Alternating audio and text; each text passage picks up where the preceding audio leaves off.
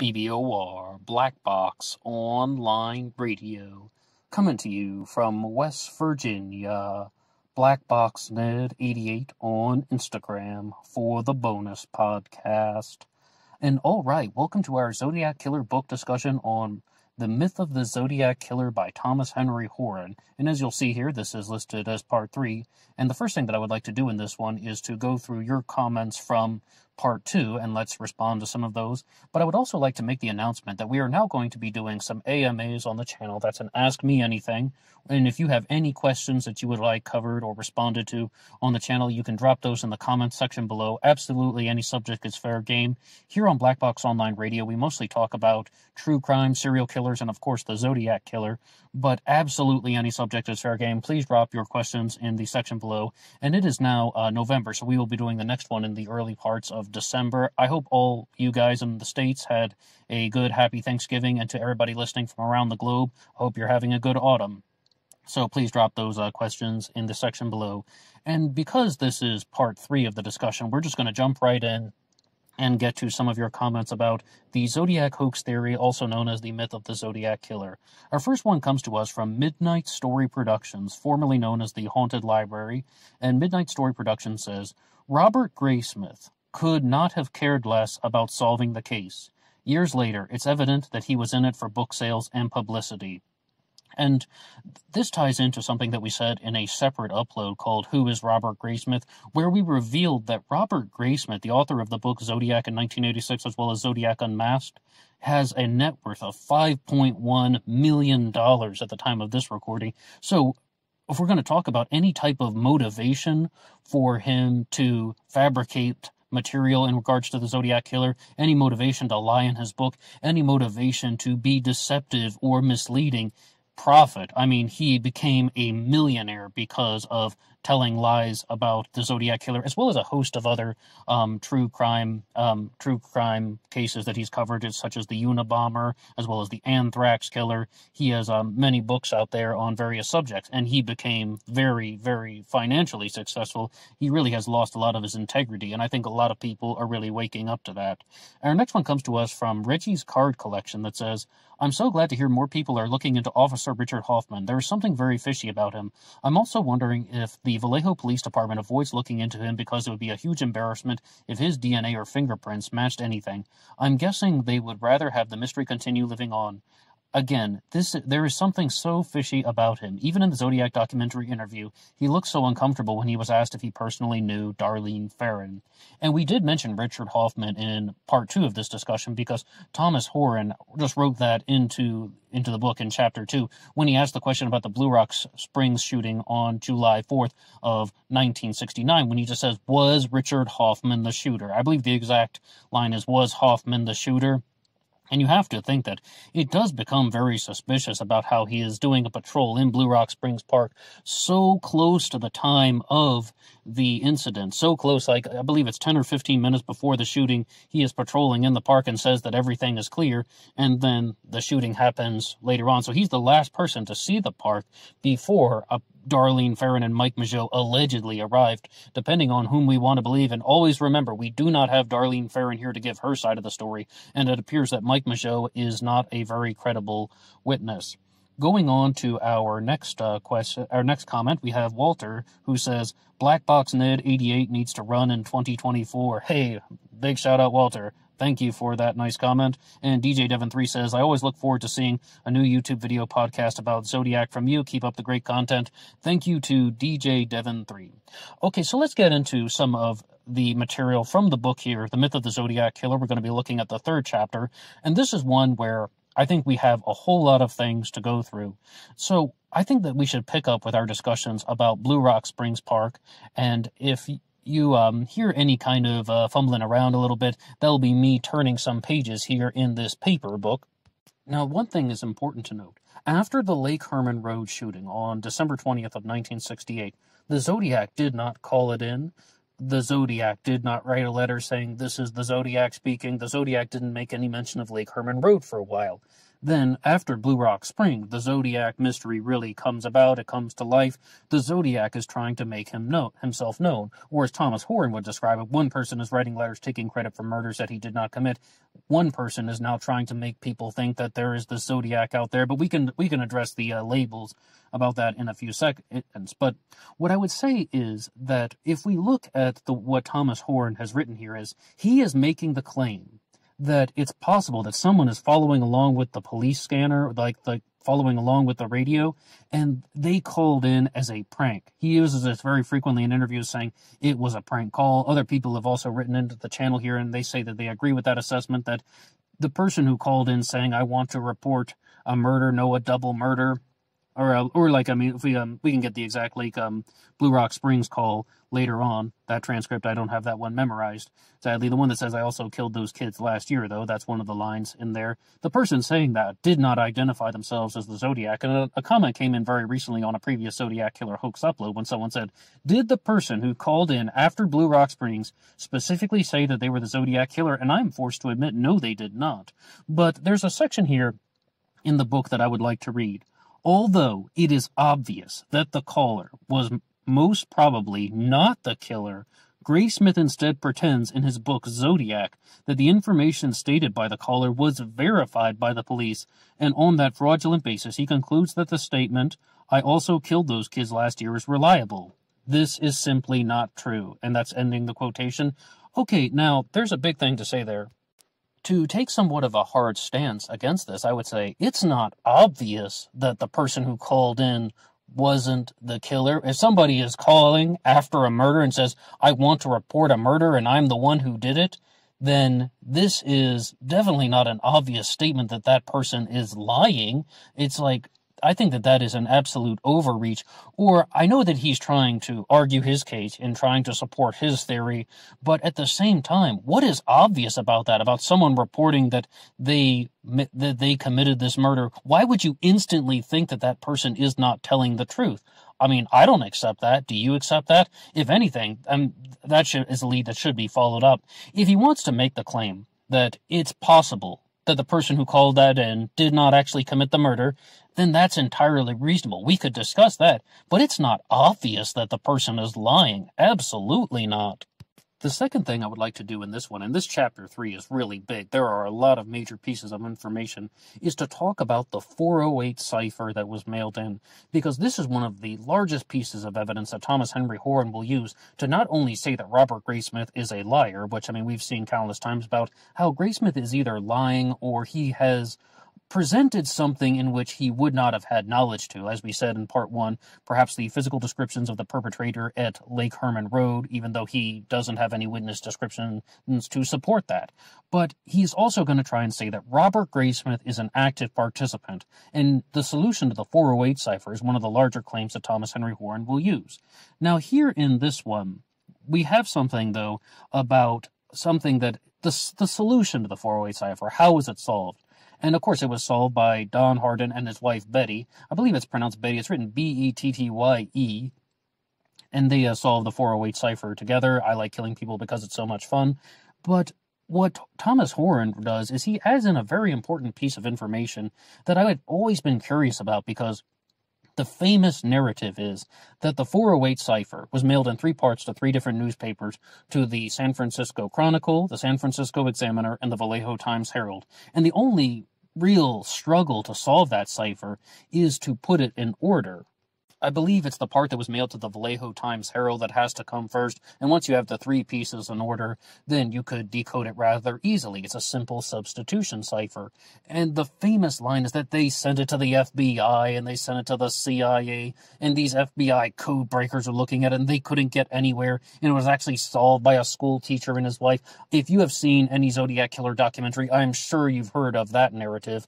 But what I would say is Thomas Horan has a line here where he just says, this is quoting Robert Graysmith, mind you, at Naval Intelligence, the ciphers remained uncrackable. The government code-breaking branches, the NSA, and the CIA were asked to help. That's a quotation from Robert Graysmith, and Thomas Horan follows up by saying, "This lie is more annoying than material. In the files of the FBI, among those used by Graysmith as his sources, there is a report that government cryptographers had indeed solved the ciphers before anyone else." So, I think that is not even to discredit Don Hardin or anything like that, because, I mean, he apparently did get a solution to the cipher, which most people agree is the correct solution, that we will read through in just a second. But I think that it just always struck me as odd that the FBI code breakers couldn't figure it out. I mean, people who are professionals with that, and I'm sure you've heard that line before. They sent it to the FBI, they could get nowhere, and just a school teacher and his wife worked on it, and they got the solution. But apparently, according to this material from Horan here, that there's an FBI report that says the FBI actually did solve the cipher. They just perhaps didn't go public with it immediately, or they also would have said that maybe they're withholding the information because they don't want to jeopardize any type of investigation, or maybe they have some other type of motivation for not revealing that they solved the cipher immediately, and perhaps it's also just a better story to think that Don Hardin and his wife solved the ciphers on their own. And now, why don't we have a read through the 408 cipher, the solution here, because, as we said, this will be one of Horan's biggest pieces of incrimination against Robert Graysmith. "I like killing people because it's so much fun. It's more fun than killing wild game in the forest, because man is the most dangerous animal of all. So, to kill something gives me the most thrilling experiences. It is even better than getting your rocks off with a girl. The best part of it is when I die, I will be reborn in paradise, and all of I have killed will become my slaves. I will not give you my name because you will try to slow down or atop my collectiog of slaves for my afterlife." And in the beginning, I thought about just reading the misspellings as the words that they are intended to be, but at the end I was like, let's just read this the way that it should be. "You will try to slow down or atop my collectiog of slaves for my afterlife." What a douchebag. And then, of course, there are 18 letters at the end. EBEORIETEMETHHPITI. To begin, I think that it's important to note that there is a very blatant reference to the most dangerous game here, and that is that man is the most dangerous animal of all. Dangerous is, of course, misspelled DANGEROUE. And, of course, animal is also misspelled. And the first time that I had ever heard about the movie Bloodlust from 1961, it was from Thomas Henry Horan. And let's just look at his passage here. "By an even stranger coincidence, when Robert Graysmith was attending college in Oakland, local theaters were showing a release of the 1961 film Bloodlust, a loose remake of The Most Dangerous Game. In this version, the shipwrecked travelers hunted by the island's lord and master are hunted individually and as couples, similar to all of the Zodiac's purported victims in appearance." And we have done an upload about this on the channel, so I'll be very brief with this. When I watched the movie Bloodlust, at the request of Thomas Henry Horan, as you heard there's this movie where there are 5 people who are the attempted victims of this man on the island who's very similar to The Most Dangerous Game. He's trying to kill 5 people, that they are all similar in appearance. In all reality, no, they are not. Only 2 of the victims actually bear a striking resemblance to the Zodiac killer victims, and those one guy looks a lot like Mike Michaud, and another individual looks a lot like Brian Hartnell, but those 2 are both survivors. The only other thing that I would think supports the theory that there could be any connection to the film Bloodlust is there are 4 people that are couples, like 2 men and 2 women together, and then there's an older individual who is a little bit disconnected from the group, and he's like the captain of the boat that got shipwrecked, and he is also someone who is being hunted. And with the Zodiac killer victims, first you have David Faraday and Betty Lou Jensen, then you have Darlene Ferrin murdered at Blue Rock Springs, and then Cecilia Shepard at Lake Berryessa. Those are 4 victims. Then Paul Stein is murdered in Presidio Heights in October of '69. So he's like the older individual who is disconnected from the other ones. And I say disconnected because he was the final victim. He wasn't with a woman. It wasn't a couple at a lover's lane. Paul Stein was murdered in his taxi cab, and Paul Stein was the oldest Zodiac killer victim, even though he was only 29 years of age. Very, very loose connection. I mean, it really is. I was really quite disappointed when I was watching that film. I really thought the references would be a little bit more blatant, or I would come away with something that would be much more striking about the Zodiac Killer mystery. All it is it's a 1961 film that is based on The Most Dangerous Game, and other than the long stretches that I've just been through right there, I'm not convinced that that was an inspirational piece for the Zodiac Killer. It's possible. It's possible. And the only other possibility that I talked about how the film Bloodlust could be somewhat of an inspiration for the Zodiac Killer is, as we said, there are 5 victims that this killer is trying to kill. The older person that's disconnected from the group and the 4 people who are in couples, 2 men and 2 women, that the Zodiac Killer thought perhaps that he wanted to recreate that by trying to murder 5 people within 1 calendar year, and that's why after the Lake Berryessa stabbing on September 27th of 69, the Zodiac wrote the message on the car door and then signed it with the Zodiac symbol and lists Lake Herman Road, the date of Lake Herman Road, we should say, and then the dates of Blue Rock Springs and the date of Lake Berryessa, and then it says by knife. That was meant to be the signature, the finale, the conclusion, but what happened was Cecilia Shepard passed away, but Brian Hartnell would go on to survive the Lake Berryessa stabbing. So then the perpetrator thought, okay, now I have to murder another victim so I can complete this criminal masterpiece of murdering 5 people within 1 calendar year. Well, it would be better to murder somebody a little bit older, so he murders Paul Stine, because that continues on with the tradition of the film Bloodlust. It's possible, but, I mean, I don't see anything that is absolutely definitive, such as the references to the Mikado are much more blatant, the references to the Tim Hole comics and Red Rider are much more definitive, and those seem very, very obvious. When we look at the film Bloodlust, it's a bit of a stretch, to be honest, and I'm really stretching the truth when I give you those possibilities. And the Most Dangerous Game, that would be another perfect example of a blatant reference. Man is the most dangerous animal of all, that comes from the Most Dangerous Game. So with this connection to the film Bloodlust, it's possible, but I'm not convinced. And now we get to talk about one of my absolute favorite things in the Zodiac Killer hoax theory, and the final line of the 408 cipher that has those letters there that are still uncoded to this day, that are just all mashed together. And the first thing Thomas Horan would say is that this is going to be Robert Graysmith's signature, accusing Robert Graysmith of composing the Zodiac Killer ciphers. And another point to support that is that Robert Graysmith was a cartoonist. He was very good with a pen and pencil. And even if you look at the letters, they're much sloppier. And Thomas Horan really argues that a different person wrote the letters than the ciphers. But there could be a few reasons about why the penmanship on the letters is sloppy and the penmanship on the ciphers is so neat and so organized. But we can see that those letters, once again, I would just like to read them off, and they are EBEORIETEMETHHPITI. And when I learned that this could be a possible signature for Robert Graysmith, I thought that was absolutely far out and crazy, because there's no S there. I mean, how would you spell Graysmith? But in all reality, Robert Graysmith did change his name from Robert Smith II in 1976 to Robert Graysmith, and we don't have an exact motivation about why he did that. It's possible he just didn't want to put Robert Smith on a book because he thought Graysmith was a better sounding name for a true crime writer, which it indeed is.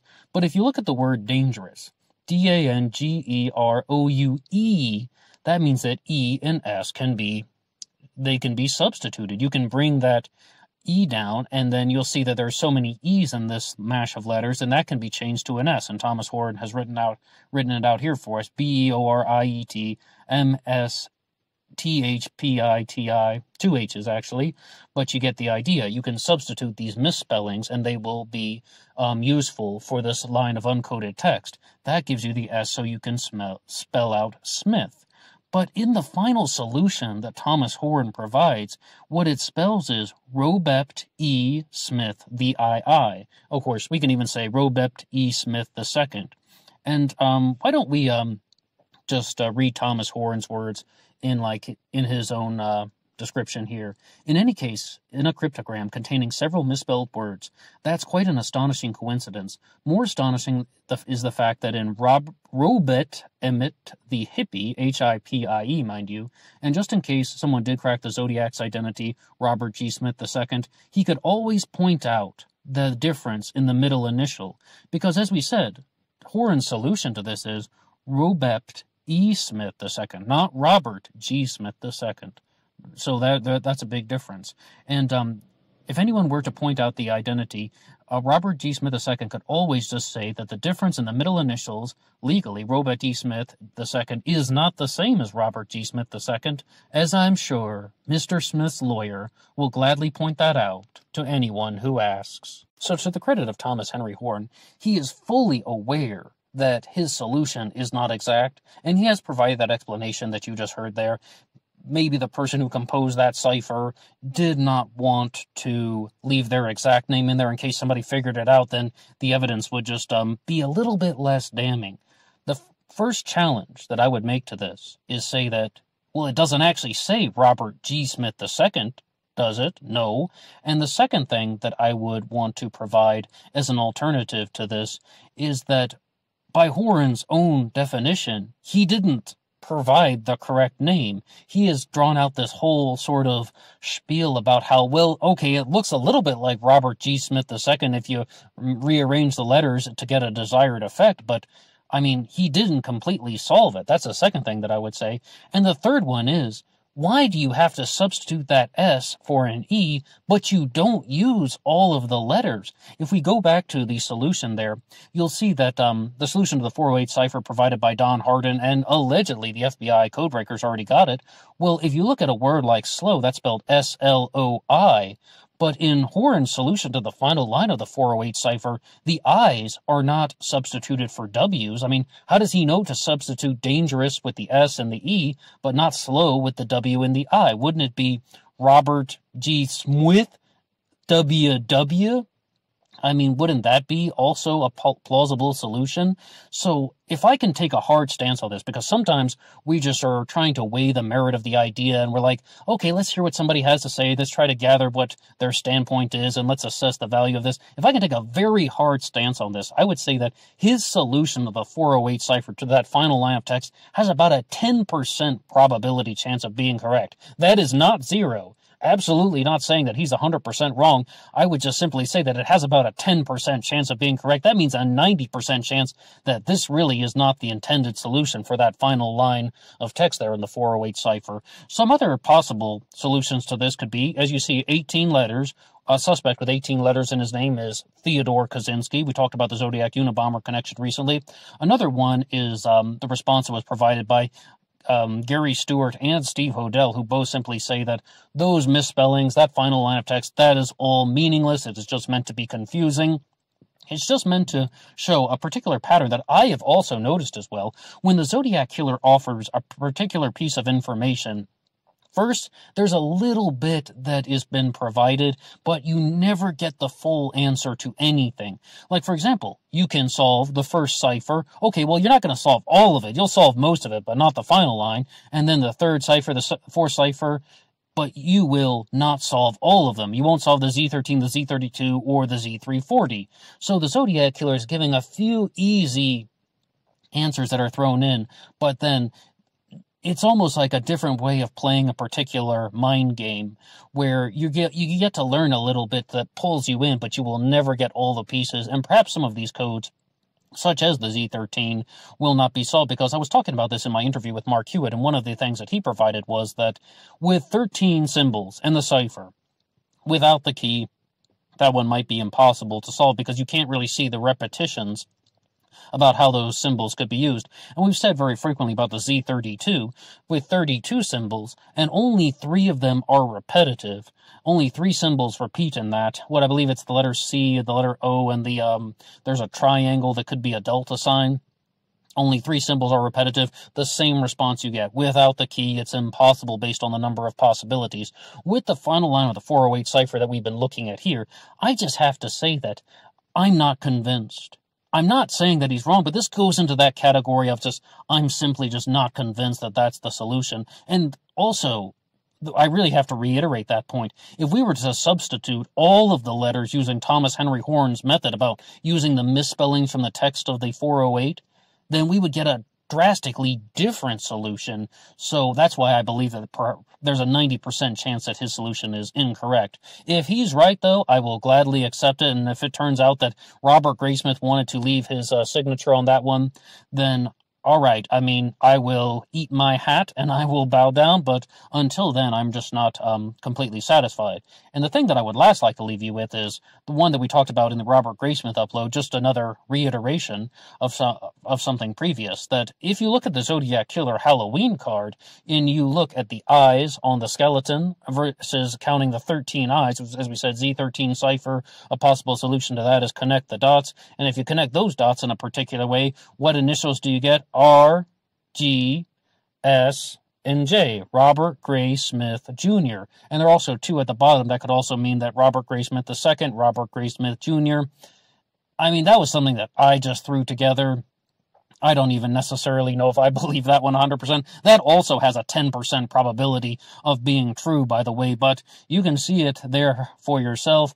What do you think about any of this? Oh, and I really should say in conclusion that this does not mean that Robert Graysmith is the Zodiac Killer.